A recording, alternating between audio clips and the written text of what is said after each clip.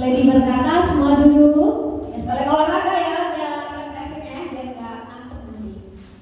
Lady berkata semua pegang rambut. Lady berkata turunkan tangannya. Lady berkata pegang matanya. Lady berkata turunkan matanya. Turunkan matanya, turunkan tangannya. Atas bingung kok mereka nurunin tangan ya. Oke, Lady berkata yang pakai kacamata berdiri.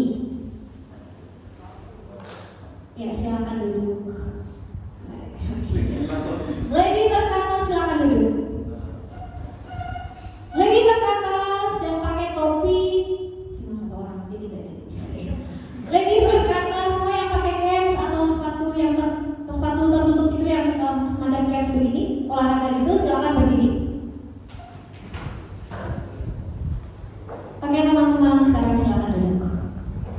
Oke, siapa tuh? Oke, satu orang ya. Oke. Teman siapa namanya? Oh, Delbert ya. Oke, Delbert nanti baca ayat 1 ya. Oke, silakan duduk. Yang lain udah silakan duduk dulu. Lagi berkata silakan duduk. Oke. Nanti udah dapat tahap 1 ya, Delbert ya. Nah, sekarang ini kalau nggak berhasil ini main game yang satu lagi nih. Oke. Nah, yang kedua ya, kita mau coba lagi cari lagi. Lady berkata semua berdiri. Lady berkata semua duduk. Ini semakin cepat ya. Silakan pegang matanya. Oke, dapat 2 orang. Oke, dapat 2 orang ya. Ini semakin cepat ya. Teman-teman semua silakan tepuk tangan. Kalau Lady berkata pindah tempat duduk. Nah, siapa nih? Siapa nih? Siapa nih? Siapa yang nggak pindah nih? Yang nggak pindah nih? 1, 2, 3. Oke, Kojo. Kojo ya, nanti baru tuh ya. Jadi udah ada berapa orang? 4 orang ya. Oke, sekarang Lady berkata kembali ke tempat duduk semula. 2 orang lagi ya teman-teman. Semakin cepat ya.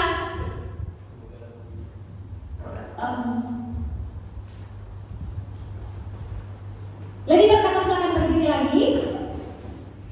Silakan duduk. Silakan lompat. Siapa nih yang mau lompat tadi? Hampir ya. Hampir ya. Lady berkata silakan lompat. Silakan pindah tempat duduk. Ini udah mau nyari ya. Silakan goyang kanan kiri. Nggak ada. Silakan duduk. Gimana nih, ngambil ya? Belum ya? Ngambil. Oke.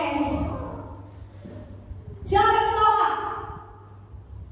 Lady berkata silakan duduk. Oke. Kita cari 2 lagi ini dengan game yang lain. Karena ini kayaknya udah hafal semua ya. Oke, game ini konsentrasi yang kedua. Kalian mengikuti apa yang saya ucapkan, bukan apa yang saya peragakan, gitu ya. Kalian lakukan apa yang saya perintahkan, ucapkan, gitu, omongkan, bukan yang saya peragakan. Tepuk tangan. Tepuk tangan. Berhenti.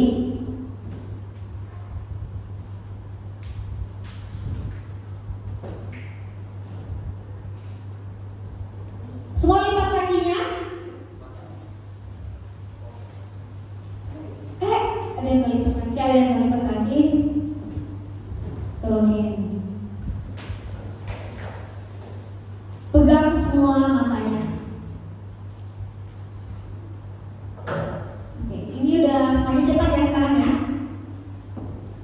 Pegang hidungnya.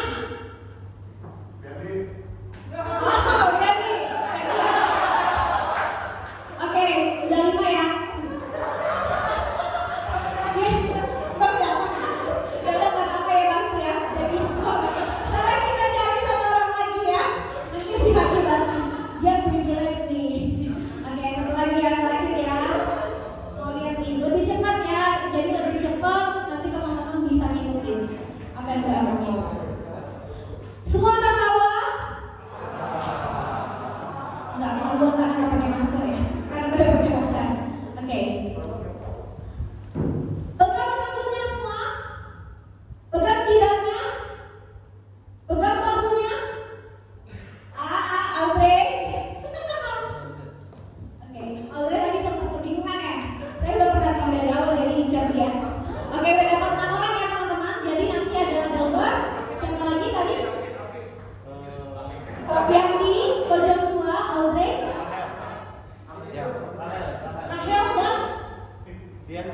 Fiandi.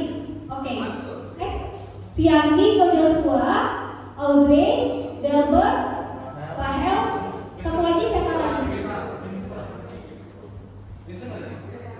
Oh, si Andrew bukan?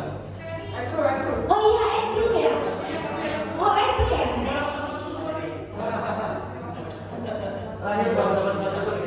Oh, terakhir baru dapat tempat duduk ya. Ya udah, nanti yang satu orang lagi siapa yang bergerak aja ya. Oke. Sekarang kita akan masuk kepada firman Tuhan. Semua sekarang fokus melihat PPT saya ya. Nah, teman-teman semua, hari ini kita akan belajar tentang gospel ya, tentang Injil. Kok nggak bisa Pak? Mereka mau saya orang kan. Ngomong-ngomong tentang Injil, menurut teman-teman Injil itu apa sih? Apa yang terlintas dalam benak teman-teman ketika teman-teman ini dengar kata Injil? Ada yang kabar baik. Oke, mantap sekali. Ada lagi yang terlintas ketika dengar kata Injil? Apakah itu makanan terlintasnya, atau terlintasnya malah ketemu dengan seseorang, teringat gitu ya? Ada pandangan lain? Ini nantinya kok diam-diam ya? Dari kelas 6 ada? Dari Eva ada? Oke, enggak. Siap. Dari sebelah kiri saya ada pandangan tentang Injil itu apa sih menurut teman-teman? Tadi kan kabar baik. Ada yang setuju gak Injil itu kabar baik? Setuju. Nah, kira-kira kalau setuju kenapa? Kenapa setuju itu kabar baik? Kabar baik apa emang? Kabar baik mau nikah? Kabar baik dapat uang 1M? Atau apa? Oh, oke. Karena Injil dari firman Tuhan. Kenapa? Karena Injil itu kan berasalnya dari Alkitab. Oh, Injil itu berasal dari Alkitab. Jadi kabar baik itu tentang isi dari Alkitab. Oke. Ada lagi? Kabar baik? Nggak ada. Oke. Ini saya ragu ini pada ngerti atau enggak ya? Kayaknya pada tahu sih. Oke teman-teman, thank you. Memang Injil itu adalah merupakan kabar baik. Tapi kabar baik tentang apa? Nanti kita akan sama-sama lihat ya. Nah, ini firmannya.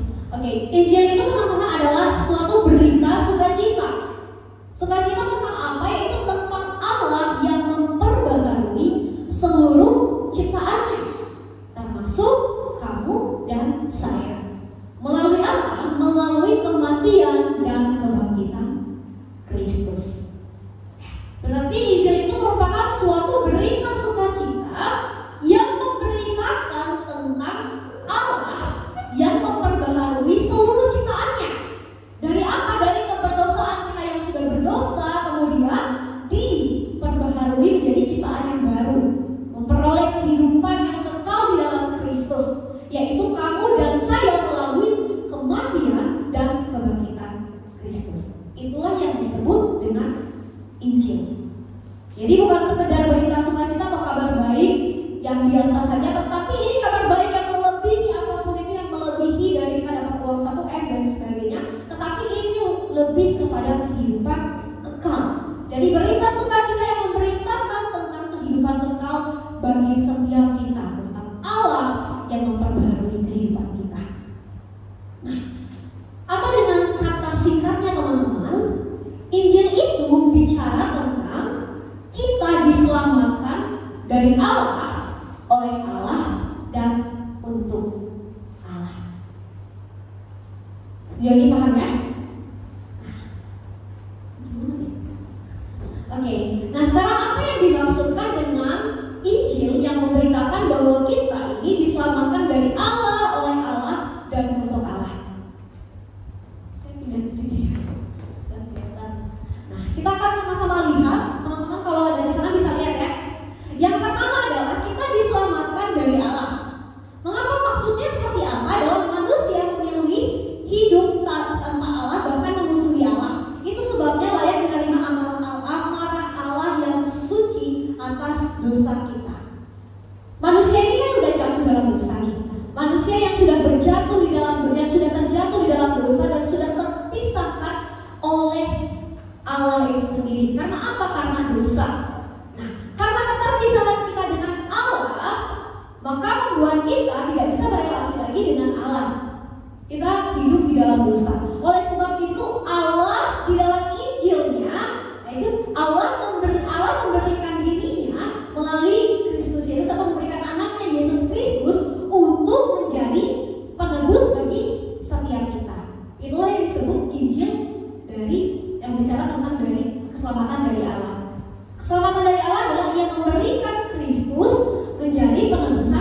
bagi setiap kita, sehingga kita yang sudah memilih untuk bermusuh dengan Allah, yang sudah memilih untuk jatuh di dalam dosa, kemudian diselamatkan dari Allah itu sendiri. Keselamatan itu dari Allah sendiri, bukan dari kita, tapi inisiatif Allah sendiri yang memberikan Kristus kepada setiap kita.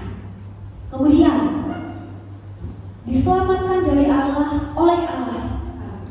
Diselamatkan oleh Allah, namun Allah ini tadi ya, dalam anugerahnya berinisiatif mengutus Yesus Kristus anaknya yang tunggal ke dalam dunia untuk menyelamatkan manusia dari hukuman dosa tersebut. Jadi ini satu paket yang tidak bisa terpisahkan.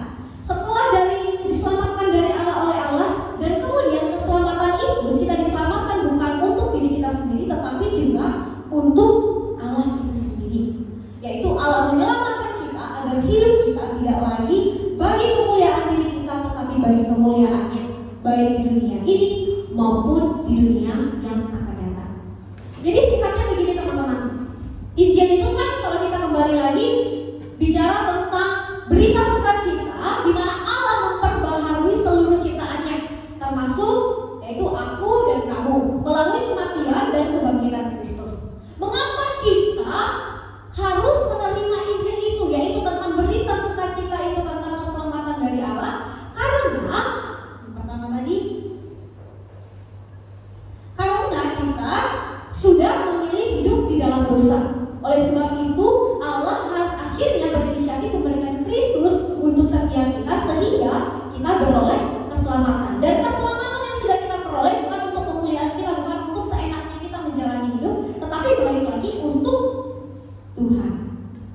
Nah, sejauh ini ngerti ya teman-teman. Jadi Injil itu kalau kita gabungkan seluruhnya terkait dengan ini, Injil adalah berita sukacita tentang Allah yang menyelamatkan setiap kita dan membawa kita mengerti makna akan keselamatan itu sendiri, yaitu untuk kemuliaan nama Tuhan.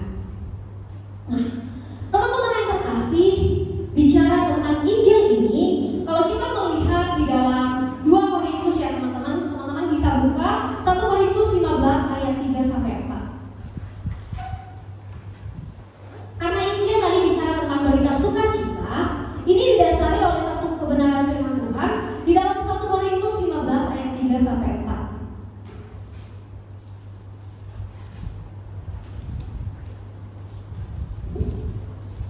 Kalian sudah dapat? Kita akan baca sama-sama ya teman-teman. 1 Korintus 15 ayat 3 sampai 4. 1, 2, 3. Sebab yang sangat penting telah kusampaikan kepadamu, yaitu apa yang telah kuterima sendiri, ialah bahwa Kristus telah mati karena dosa-dosa kita sesuai dengan kitab suci, bahwa ia telah dikuburkan dan bahwa ia telah dibangkitkan pada hari yang ketiga sesuai dengan kitab suci. Jadi semua sudah dicatat di dalam firman itu sendiri, dalam Injil itu sendiri, yaitu tentang berita sukacita mengenai kematian dan kebangkitan Kristus yang menyelamatkan setiap kita. Teman-teman yang terkasih, ada hal yang perlu kita ingat terkait dengan Injil ini. Yang pertama adalah yang menyalibkan Yesus pada akhirnya bukan orang Yahudi atau Romawi, namun Tuhan Allah sendiri. Di dalam Yesaya 53 ayat 10 berkata, tetapi Tuhan berkehendak menemukan dia dengan kesakitan. Maksudnya apa teman-teman? Hal yang perlu kita ketahui tentang Injil, karena Injil itu berbicara tentang berita sukacita tentang kematian dan kebangkitan Kristus, maka hal yang harus kita garis bawahi, yang akhirnya pada akhirnya bukan orang Yahudi dan Romawi lah yang menyalibkan Yesus. Mungkin kalau secara kasat mata kita lihat, oh mereka memang menyalibkan Yesus di atas kayu salib. Tetapi jika kita melihat lebih dalam berita Injil ini adalah inisiatif dari Allah sendiri. Allah sendirilah yang kemudian sudah merencanakan semua ini di dalam kedaulatannya sendiri. Jadi nggak serta-merta ketika Yesus disalibkan itu terjadi secara tiba-tiba. Tidak, tetapi ini sudah dinubuatkan jauh sebelumnya, sebelum Injil itu terjadi atau sebelum berita sukacita itu dialami oleh setiap kita itu di dalam kematian dan kebangkitan Kristus.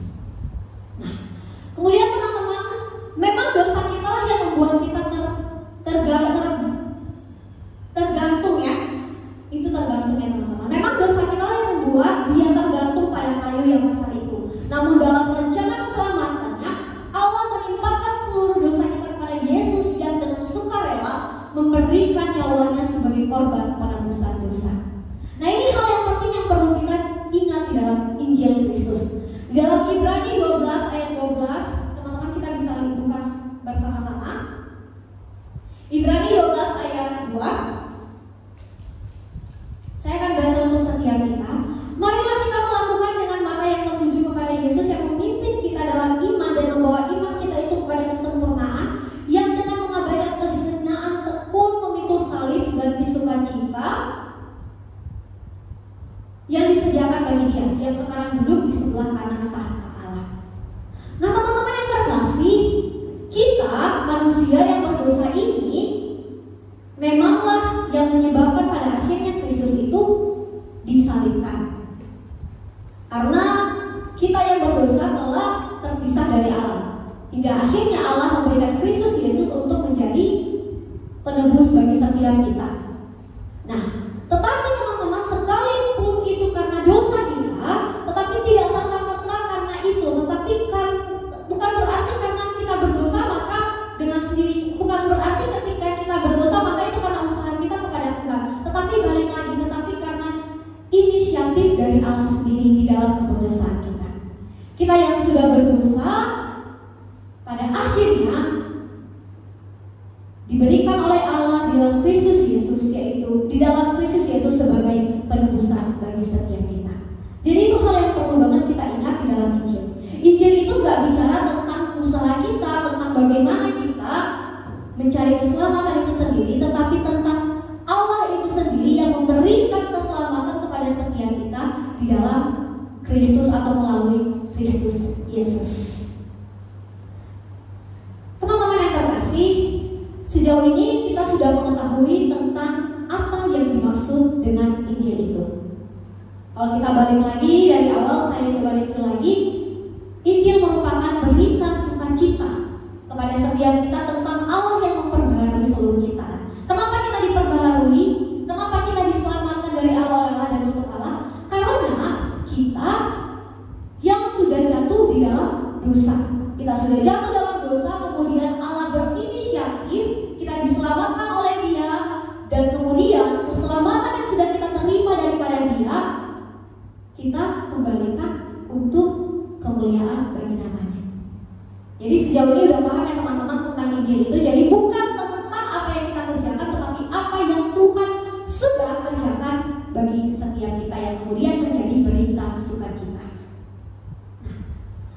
Teman-teman yang terkasih, hal menarik adalah di dalam Injil ini, di dalam ketika kita mempelajari tentang Injil ini, ada 3 hal yang kemudian kita perlu banget untuk pahami. Selain dari yang perlu kita ingat tadi tentang pengertian atau pemahaman tentang Injil, yaitu 3 hal yang kemudian kita pahami bahwa Injil itu ketika kita terima sebagai orang percaya, maka itu akan meruntuhkan 3 hal dalam kehidupan kita. Yang pertama yaitu kesombongan, yang kedua adalah bijaksana, dan yang ketiga adalah pengetahuan. Apa yang dimaksudkan dengan Injil meruntuhkan kesombongan, bijaksana, dan pengetahuan dalam kehidupan kita? Ada yang coba kasih pendapat? Kalau kita bukan siapa-siapa. Oke, ada lagi? Injil yang sudah kita terima, tadi kan teman-teman udah tahu nih Injil itu apa ya? Nah, Injil yang sudah kita terima itu nih tentang keselamatan dari Allah, oleh Allah, dan untuk Allah itu inisiatif Allah bagi setiap kita, bukan karena kita. Itu ternyata itu meruntuhkan 3 hal dalam hidup kita, yaitu kesombongan, bijaksana, dan pengetahuan. Nah, maksudnya seperti apa teman-teman? Ada yang mau kasih pandangannya?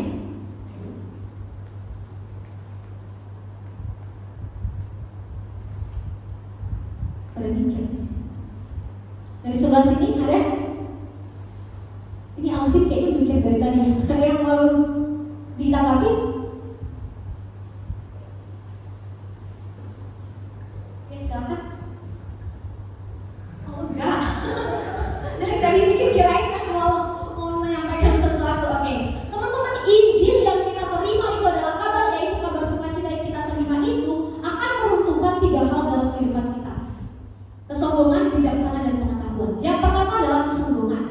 Teman-teman, setiap kita ini hidup di dalam kesombongan akan diri kita sendiri. Kita merasa bahwa kita hebat, kita merasa bahwa kita ini luar biasa, kita merasa bahwa kita melebihi, bisa melakukan apapun itu, dan kita merasa bahwa kita ini adalah lebih dari apapun dari seluruh ciptaan yang lain.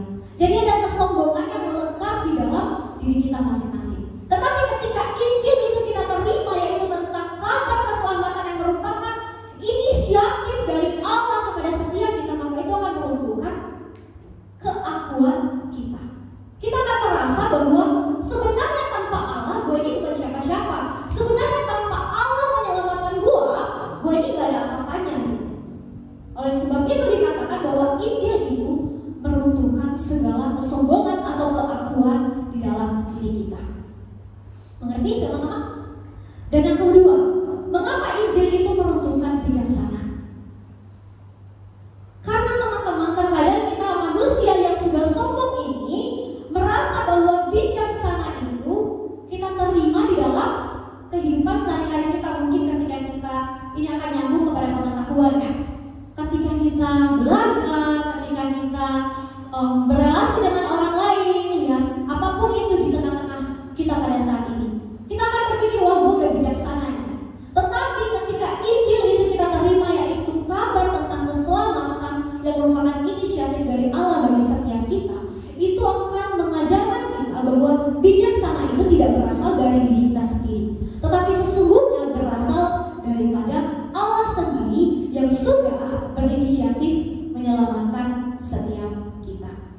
Kalau kita merasa bahwa bijaksana itu dari diri kita sendiri, maka kita akan bisa menyelamatkan diri kita sendiri. Tetapi karena bijaksana itu berasal daripada Allah di dalam kebijaksanaannya, maka Allah berinisiatif memberikan Kristus untuk menyelamatkan setiap kita. Oleh sebab itu, Injil itu dapat meruntuhkan segala kebijaksanaan yang duniawi yang kita miliki. Dan yang ketiga adalah Injil itu akan meruntuhkan segala pengetahuan. Yang berarti bahwa segala pengetahuan yang kita miliki di tengah dunia ini tidak akanlah sebanding dengan Injil yang kita terima daripada Allah. Pengetahuan kita yang kita miliki gak akan bisa buat kita diselamatkan. Pengetahuan yang kita miliki gak akan buat kita masuk menerima kehidupan yang kekal. Tetapi apa? Tetapi Injil itu sendiri. Ketika Injil itu berita sukacita itu kita alami, kita terima dalam hidup kita, maka hanya Injil itulah yang dapat menolong setiap kita. Oleh sebab itu dikatakan sekali lagi bahwa Injil itu akan meruntuhkan segala kesombongan kita, bijaksana kita, dan pengetahuan kita akan dunia ini.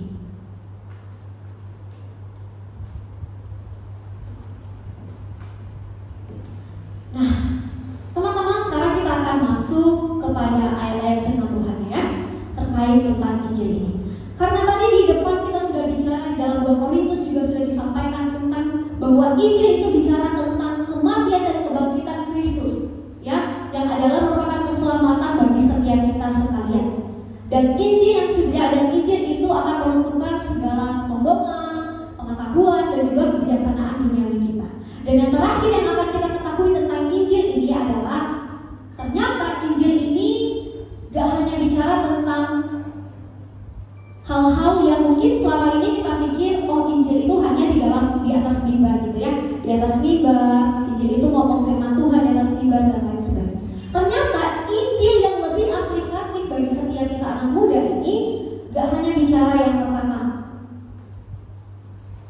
ya, yang pertama ya teman-teman, Injil bukan hanya bicara menghadirkan kuasa Allah, tetapi Injil itu merupakan kuasa Allah itu sendiri. Siapa yang pertama tadi bisa baca di dalam Roma 1 ayat 16? Yang pertama tadi dalam ya? Roma 1:16. Kekecilan ya teman-teman ya.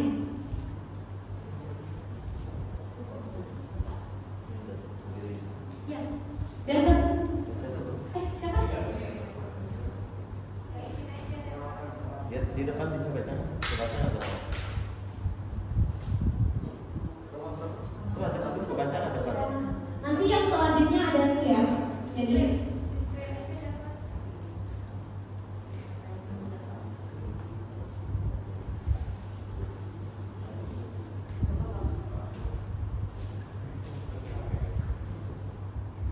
sebab aku mempunyai keyakinan yang kokoh dalam Injil, karena Injil adalah kekuatan Allah yang menyelamatkan setiap orang yang percaya, pertama-tama orang Yahudi, tapi juga orang Yunani. oke teman-teman, bahwa Injil ini bukanlah bicara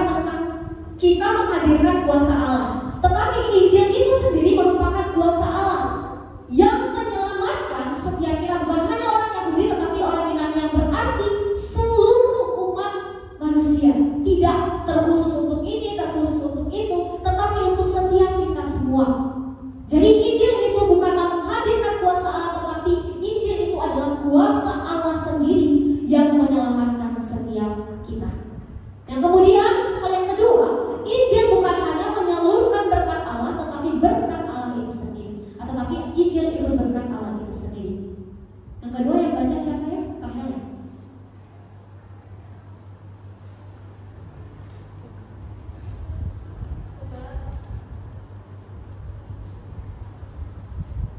Segala sesuatu ini aku lakukan karena Injil, supaya aku mendapat bagian dalamnya.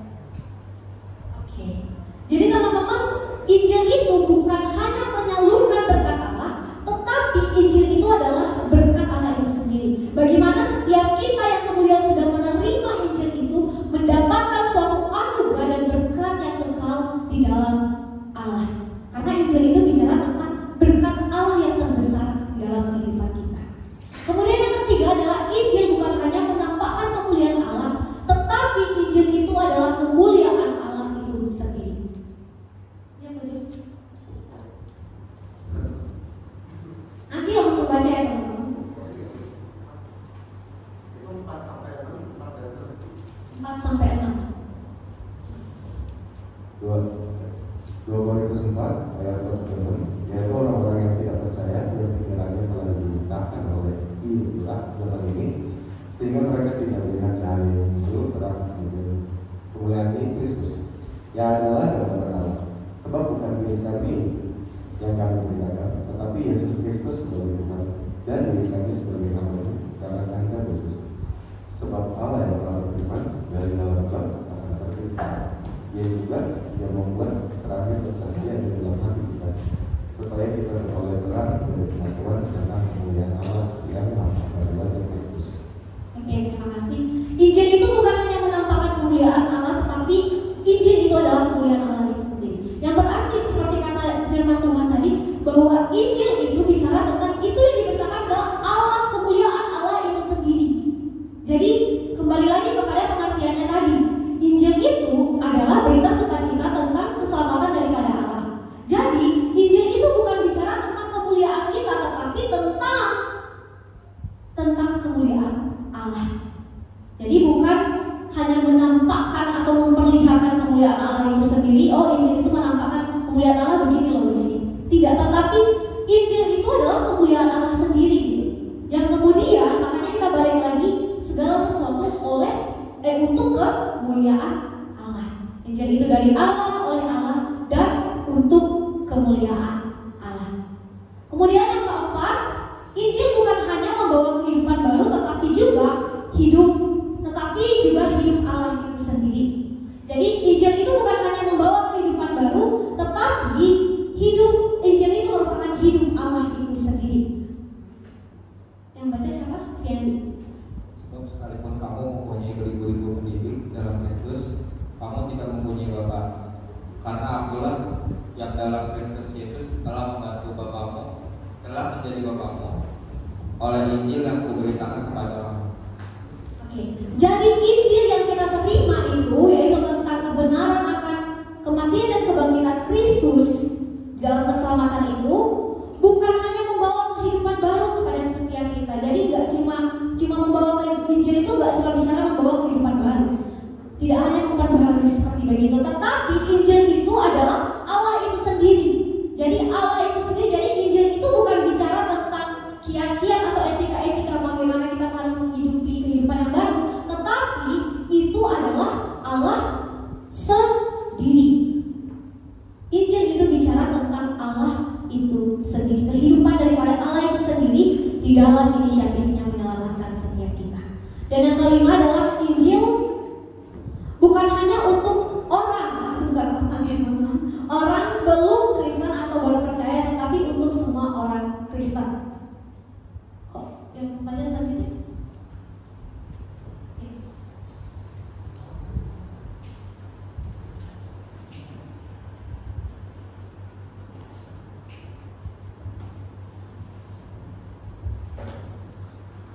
Yang sudah sampai pada kamu Injil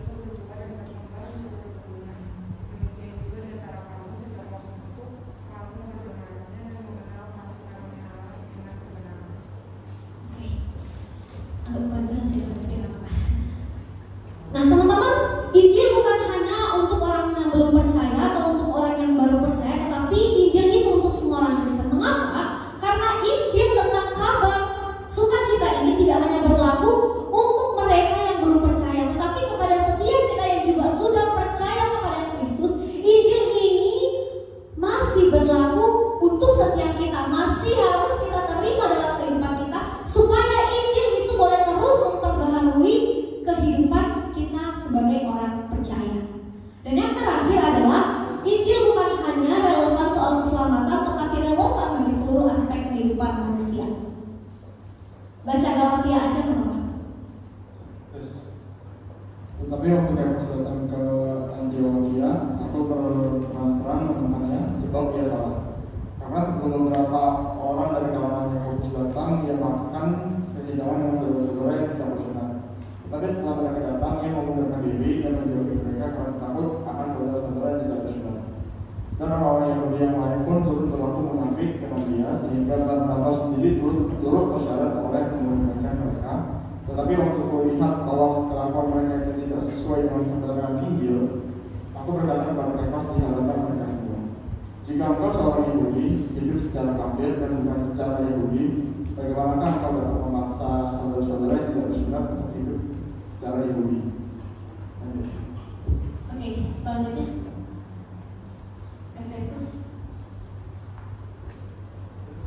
Efesus 5 ayat 21 sampai 33. Efesus 5 21 ayat sampai 23. Efesus 5 21 sampai 23. Dan rendahkanlah dirimu seorang kepada yang lain di dalam takut akan Kristus.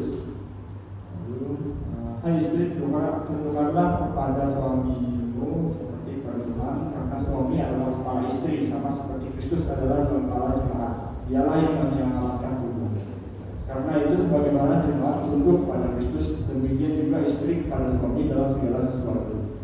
Hai suami, kasihilah istrimu sebagaimana Kristus telah mengasihi jemaat dan telah menyerahkan dirinya baginya, untuk menguduskannya sesudah ia menyucikannya dengan memandikannya dengan air dan firman, supaya dengan demikian ia menempatkan jemaat di hadapan dirinya dengan cemerlang tanpa cacat atau perut atau yang serupa itu, tapi supaya jemaat kudus dan tidak tercela. Demikian juga suami harus mengasihi istrinya sama seperti tubuhnya sendiri. Siapa yang mengasihi istrinya mengasihi dirinya sendiri. Sebab tidak pernah orang membenci tubuhnya sendiri, tetapi mengasihinya dan merawatinya sama seperti Kristus terhadap jemaat. Karena kita adalah anggota tubuhnya, sebab itu laki-laki akan meninggalkan ayahnya dan ibunya dan bersatu dengan istrinya, sehingga keduanya itu menjadi satu daging. Rahasia ini besar, tetapi yang aku maksudkan ialah hubungan Kristus dan jemaat. Bagaimanapun juga bagi kamu masing-masing berlaku, kasihilah istrimu seperti dirimu sendiri, dan istri hendaklah menghormati suaminya. Oke, jadi teman-teman, Injil itu mungkin tadi kita dengar Injil itu kabar baik tentang keselamatan. Tetapi Injil itu gak hanya relevan tentang keselamatan, bicara tentang kita diselamatkan, begitu aja. Tetapi Injil itu seperti dalam Efesus tadi berbicara lebih panjang di dalam kehidupan kita. Ketika kita sudah menerima Injil itu, yaitu tentang Kristus yang sudah menyelamatkan kita, maka itu akan memperbaharui seluruh aspek kehidupan kita untuk berlaku dan berjalan di dalam Injil itu sendiri, yaitu di dalam apa yang Tuhan kehendaki bagi setiap kita, berlaku sebagai anak-anak Tuhan. Nah teman-teman, jadi sejauh ini kita sudah paham ya tentang apa itu Injil, apa yang perlu kita pahami tentang Injil itu sendiri, dan yang ketiga adalah apa yang perlu sekali kita ingat tentang Injil itu.